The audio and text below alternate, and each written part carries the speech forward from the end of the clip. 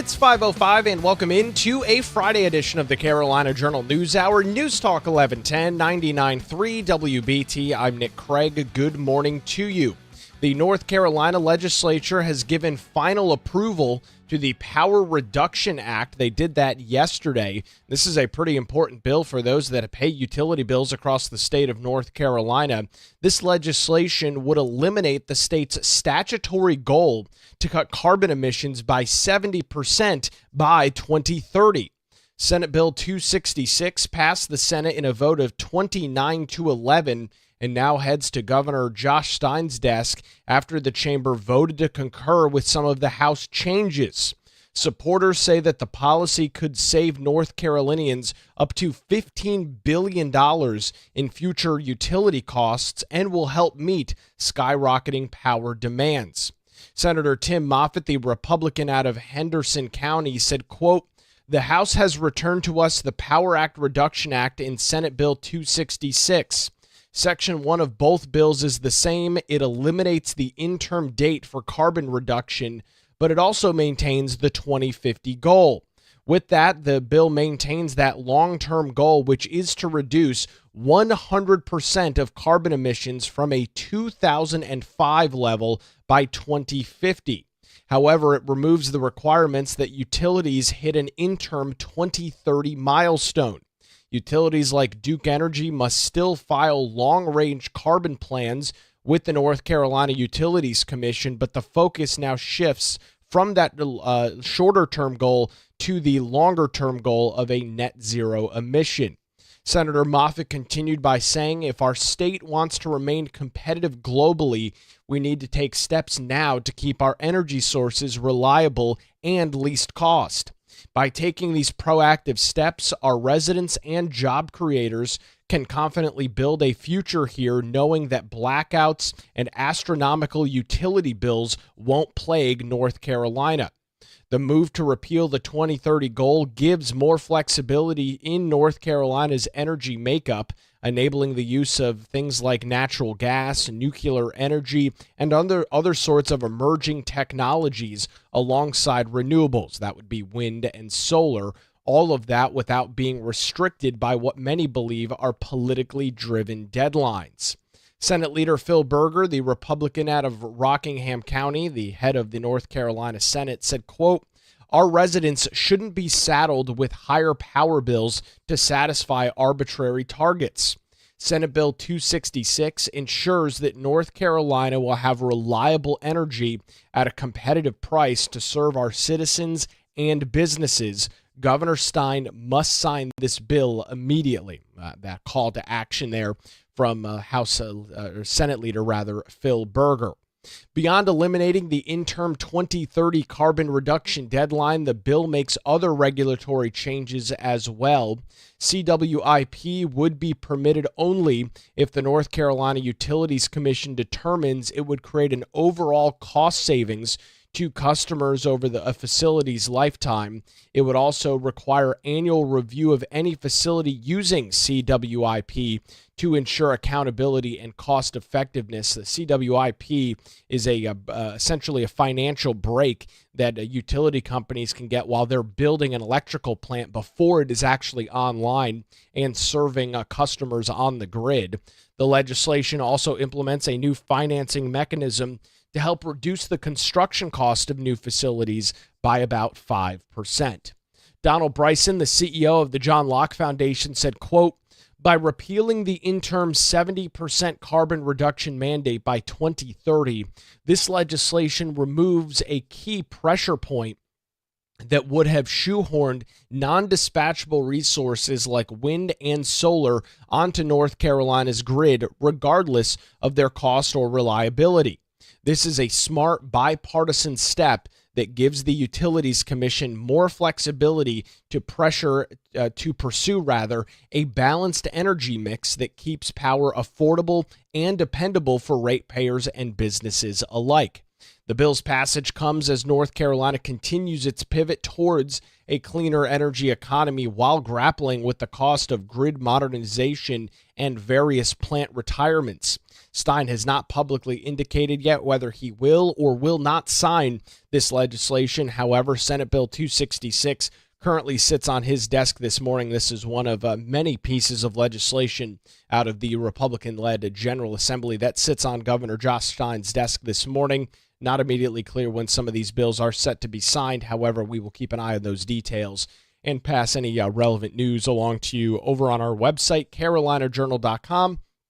And, of course, right here on the Carolina Journal News Hour, where it's now 5:11, News Talk 1110, 99.3 WBT. We continue to watch progress on various pieces of legislation throughout the North Carolina General Assembly. This morning, we're going to be focusing on the North Carolina Farm Act. To walk us through some of those details this morning, Katie Zender, carolinajournal.com, joins us on the News Hour. Katie, the Farm Act is something that has become rather controversial over the last couple of weeks due to some last-minute amendments. What's going on with the Farm Act that you're tracking this morning?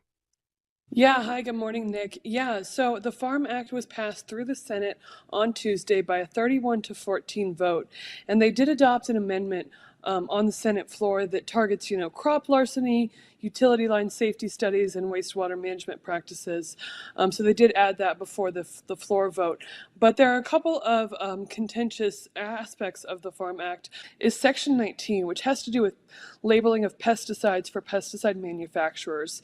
And so basically what this section does is it kind of provides immunity to pesticide manufacturers for any harm that might be incurred by the use of their products under the Federal Insecticide, Fungicide, and Rodenticide Act, or FIFRA. And so basically what this section does is it protects them from liability so long as their product is labeled and approved by the U.S. EPA, the Environmental Protection Agency. And so basically what those against this section are arguing is they're saying that, there are certain chemicals such as Roundup that have things in them that are known to cause cancer. But the problem with this, Nick, is that pesticide manufacturers can't just go changing their pesticide labels. They have to have it approved by the EPA. And so that's kind of the red tape issue with this section. And so those that are in support of those that are against this, liability, saying, basically this provides immunity to the EPA, is arguing against that because there's actually a lawsuit going on right now, and it's made its way up to the Supreme Court, in which Monsanto, which is a subsidiary of Bayer, who makes Roundup, Roundup contains glyphosate, which can cause cancer. But the problem with that, as I already said, is the pesticide companies can't just change the warning labels without EPA approval. And so the NC Chamber is actually very strongly in support of Section 19. And Ray Starling, who's the general counsel for the NC Chamber, said in his analysis, he said, if you respect crop protection tools, the rule of law, and an efficient food system, there's only one right answer here. Nobody calls their lawyer when they're hungry.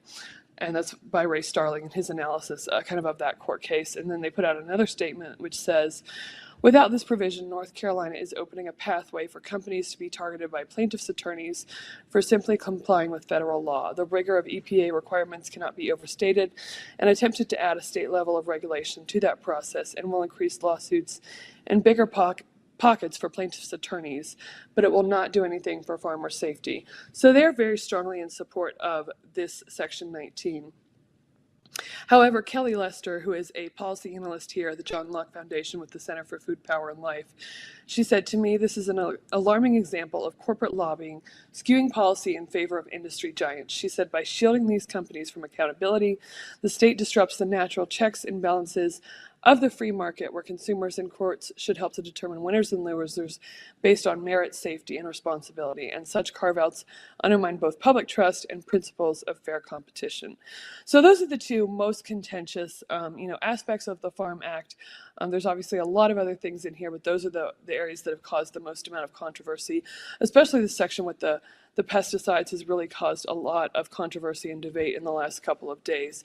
But it did pass through the Senate, and it was sent to the House on Tuesday, and then on Thursday, it passed its first reading and was sent to the Rules Committee.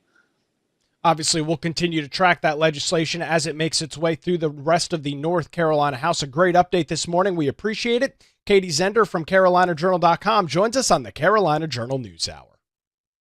Where it's now 5:15, News Talk 1110, 99.3 WBT. We will get a look at traffic coming up on your Friday morning commute with Boomer Von Cannon. Hey, thank you, Nick. And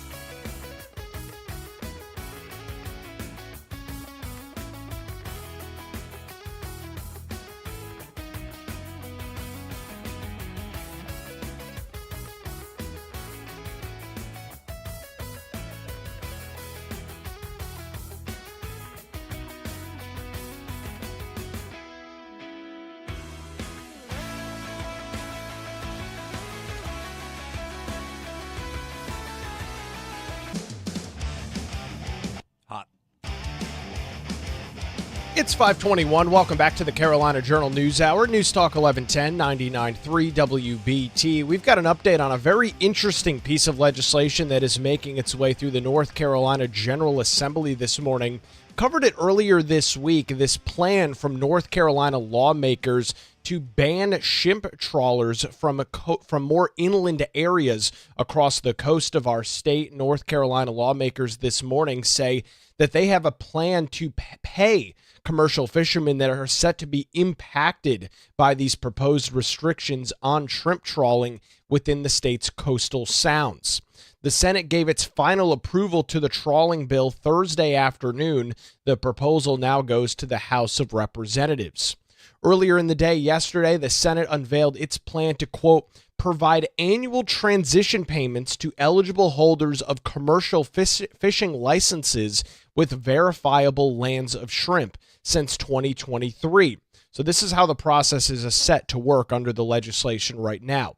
The payments would last until October 1st, 2028, and the amount of payment would be dependent on the value of eligible shrimp trip tickets purchased by a license holder each year, plus $180.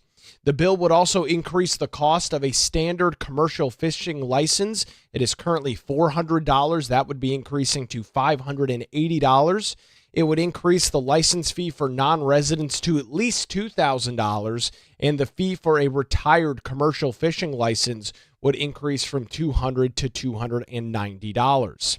The bill includes fee increases for commercial fishing vessel regulations, shellfish licenses, new fish dealers, land or sell licenses, and temporary fishing licenses as well. So pretty much if you're going to be taking place, whether it's commercial or more recreational fishing, you're going to be seeing some sort of increase in the licensure fee there. Supporters of this ban on trawling say it is necessary to help other fish stocks that would help align North Carolina with other East Coast states like Virginia and South Carolina that already ban trawling inland. Opponents of the ban say that it will destroy the shrimp industry in the state and hurt the entire commercial fishing industry as a whole, with many individuals calling it, or some individuals calling it, quote, completely unnecessary.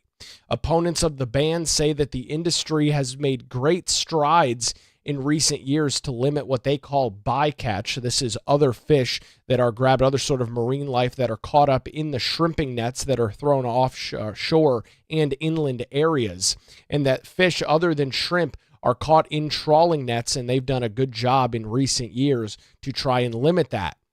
Those nets are currently required to have finfish and turtle excluder devices to allow those types of animals to escape the nets, with other individuals saying that they find it hard to believe that the state is doing this. However, Senate Leader Phil Berger, the Republican out of Rockingham County, says it was a long time to end this long simmering debate, and that banning trawling will help other aspects of the fishing industry across North Carolina. He said, quote, the enhancement of recreational fishing opportunities that will come about by virtue of this enhancement of the fishing stock will more than offset any losses that come as a result of the bill itself. He also added that you'll still have commercial fishermen. They just will not be shrimping with nets in inland waters. They'll catch other fish. They'll do other things. The trawling ban did pass the Senate in a whopping 41-4 vote on Wednesday, despite strong opposition from Senator Bobby Hoenig, the Republican out of Currituck County, and some other coastal senators. Hoenig proposed 5 different amendments and tried other procedural moves to stop the ban, but unfortunately for him and many that support him, he was unsuccessful in doing that, with the senator from Currituck saying people are going to lose jobs. It's going to decimate our fishing industry. They're saying that they're not going after commercial fishing. They're going after commercial fishing one step at a time. You can call it death by 1,000 cuts. The opposition was limited to just 4 senators representing coastal counties. Berger said, quote, that's what we did here is right, and it's the right thing to do.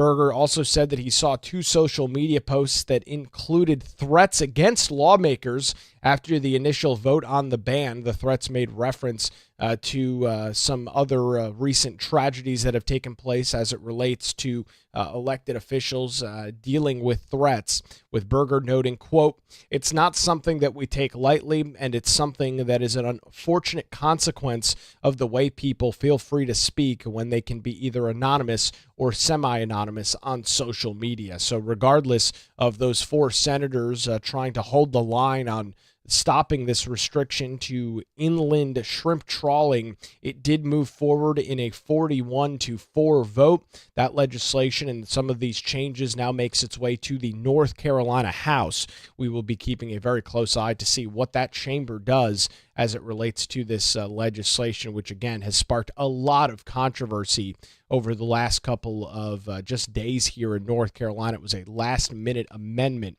We'll keep an eye on the details right here on the Carolina Journal News Hour. In some other news out of the GA this morning, the Foster Care in NC Act is another piece of legislation that is on its way to Governor Josh Stein's desk after clearing both chambers of the General Assembly with complete unanimous support earlier this week. The legislation passed the House 109-0 on Wednesday and the Senate in a 46-0 vote on Thursday. House Bill 612 aims to modernize and strengthen North Carolina's child welfare system through a wide-ranging set of reforms to foster care, child protective services, juvenile procedures, and social services. The bill has been through numerous drafts and committee substitutes, with lawmakers citing at least 30 revisions since it was first introduced in the General Assembly. Representative Alan Chesser, the Republican out of Nash County, who is also the bill's primary sponsor, said, quote, "I think we have a good piece of work here. It's a 100% compromise bill. More of the controversial parts we just took out to make sure that we had something that we could gain concurrence on. And I just ask that you guys stand with us for one more vote, and let's move the needle for the children who find themselves in foster care in the state of North Carolina." Representative Sarah Stevens, the Republican out of Surry County, who has worked on foster care issues for over a decade, also spoke in favor, telling her colleagues, quote, "It was very important for me to be a part of this bill and part of making sure we got it right, so thank you for your patience."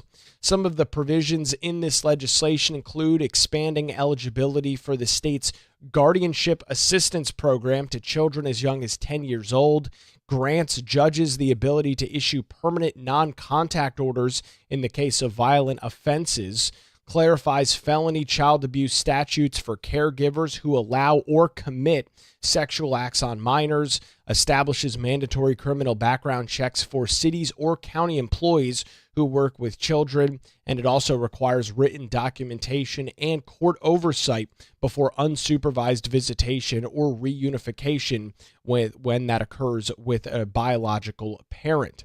So with this piece of legislation, it is pretty wide sweeping, 32 pages in all. However, when you've got full unanimous support in the General Assembly, 109 votes in favor in the House, 46 in the Senate, this bill is, I think it's safe to say, pretty likely to be signed by Governor Josh Stein. As we've mentioned earlier today, many pieces of legislation sit on his desk this morning. We'll keep an eye on all of those right here on the Carolina Journal News Hour, where it's now 5:29, News Talk 1110, 99.3 WBT. We will get another look at traffic on your Friday morning commute with Boomer Von Cannon. Hey, thank you.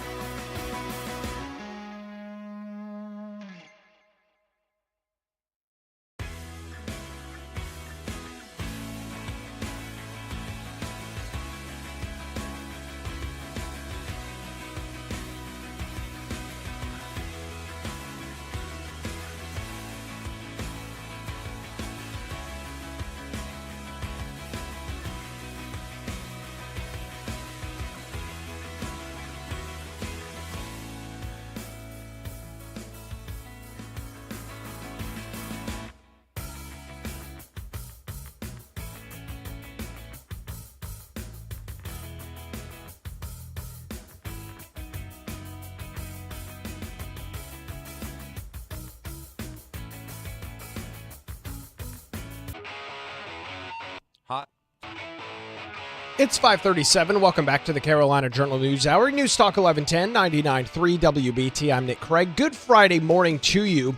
We've got an update this morning on a company by the name of Wolfspeed. We've talked about them over the last couple of months and some of their financial woes and issues that they are dealing with. And details this morning indicate that they are one step closer to filing for bankruptcy. Both Bloomberg News and Reuters reported earlier this week that creditors will soon take over the Durham-based company. One of those creditors is Apollo Global Management, which is an investment firm that secured a $750 million financing deal with the company in October of last year. Reuters said that those familiar with the bankruptcy plan say that Wolfspeed will soon announce a deal for a pre-packaged bankruptcy, which means that the company would file a plan it agreed upon with its creditors before it actually files.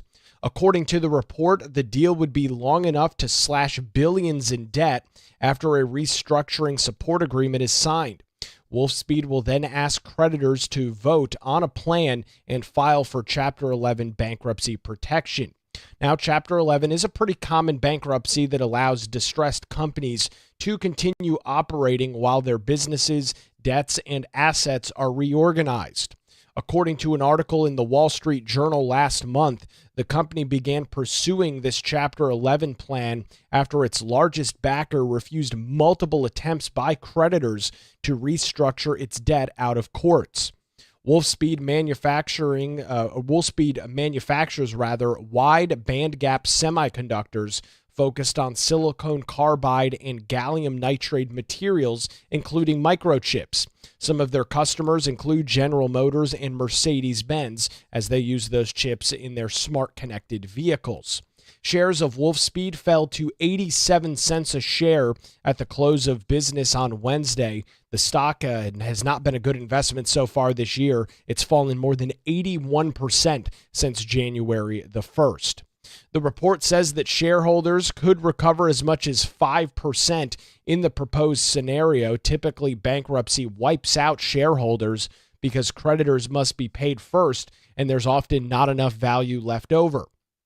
According to TipRanks, a website that provides stock analysis and breaking news in the financial world, Wolfspeed has roughly $6.5 billion in debt, while its cash and cash equivalent balances only stand at $1.3 billion. That was as of March 31st of this year. Apollo Global, which has led the restructuring negotiations over the last couple of weeks, holds $1.5 billion in senior secured loans, and they would be the first one paid back under this Chapter 11 agreement. The group has the right to approve any new secured financing and was also responsible for rejecting all restructuring efforts that took place in the month of March. According to TipRanks, those deals included a provision for Wolfspeed's largest lender, which is Chinese Resilience Electronics, to convert some of its outstanding convertible notes to equity, or essentially cash on hand. Wolfspeed also announced in 2023 that a group led by Apollo would provide $1.25 billion in debt financing with the option to go as high as $2 billion to support the company's expansion plans in New York and here in Siler City, North Carolina. In October of 2024, the Biden-Harris administration announced that it had signed an initial agreement for up to $750 million in federal funding to support the construction of a new $5 billion silicon carbide wafer manufacturing facility in Siler City. This was under the CHIPS and Science Act touted by the president and his vice president at the time. The company, with that announcement, said that they plan to hire more than 1,800 workers at the site. But the company has not received any of the funding because it was all contingent on Wolfspeed refinancing some of its convertible debt, and that did not happen. Back on June the 9th, the company announced that it was laying off an additional 73 workers from its new materials factory in Siler City, which is located in Chatham County. Those layoffs will officially take place coming up in a few months on August the 9th. The company also recently notified investors about growing concerns over risks and cuts to its 2026 revenue target outlook to just $850 million. That is significantly below its expectations. Wolfspeed currently had about 5,000 workers, or did have, in fact, 5,000 workers worldwide last summer, with the vast majority of them being in the RTP, the Research Triangle area. However, with some troubling signs, in November of last year, it was announced that they would be reducing its workforce by 20%, with most of those layoffs taking place in the Durham location, and with more layoffs, buyouts, and just normal attrition rates, more than 25% of that global workforce has been reduced since the middle of last year. In this, we continue to track and follow some of the details out of Wolfspeed, as it was planned to bring thousands, and already did have thousands of jobs in North Carolina. Some of those futures very much uncertain this morning. We'll keep an eye on the details right here on the Carolina Journal News Hour. Taking a look at some other news this morning, North Carolina professionals moving from neighboring states will soon have a clearer path to continuing their career. This is thanks to an advancement of the Neighbor State License Recognition Act, or House Bill 763. Senator Timothy Moffitt, the Republican out of Henderson County, presented the bill to the Senate Rules and Operation Committee yesterday morning. The legislation allows individuals licensed in Georgia, South Carolina, Tennessee, Virginia, or West Virginia to apply for equivalent occupational licenses in North Carolina without having to start the process off from scratch. The law applies to a wide range of professions regulated by the state licensing board, but excludes certain fields, including healthcare providers, architects, engineers, lawyers, CPAs, veterinarians, and licensed financial professionals. Those industries will continue to operate under their own licensing standards and reciprocity agreements. When answering a question posed by Senator Warren Daniel out of Burke County on whether this is a reciprocity bill, Senator Moffitt explained that this bill aims to make it easier for license holders to continue their occupation. He explained it by saying this: if you're an occupational license holder in one of these 5 states and you establish residency in North Carolina, instead of going through the hurdles to get your occupational license, this would grant you an automatic license.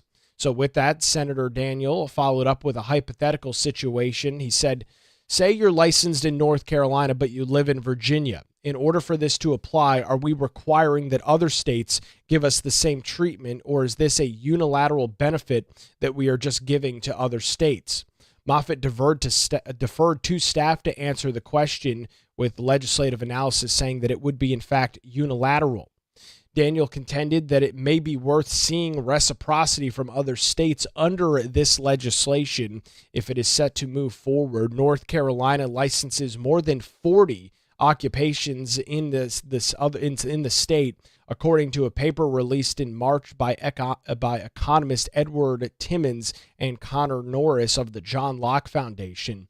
Moffitt emphasized the need for occupational licensing reform in North Carolina by referring to the history of the bill. And with that, it has now passed the Senate Rules Committee and is headed to the full Senate floor for a vote that will be taking place next week. Some of these licensures they are a major hurdle for many individuals. And I guess some of the commentary from lawmakers is, if you're already licensed for that in one of our neighboring states, we should grant you an automatic license. We will watch that debate take place on the Senate floor next week. If any relevant details do come forward, we'll pass them along to you right here on the Carolina Journal News Hour, where it's now 5:46, News Talk 1110, 99.3 WBT. We will get another look at your Friday, early Friday morning commute. Come on, Boomer, it's Friday. Yes, sir. Bring it on.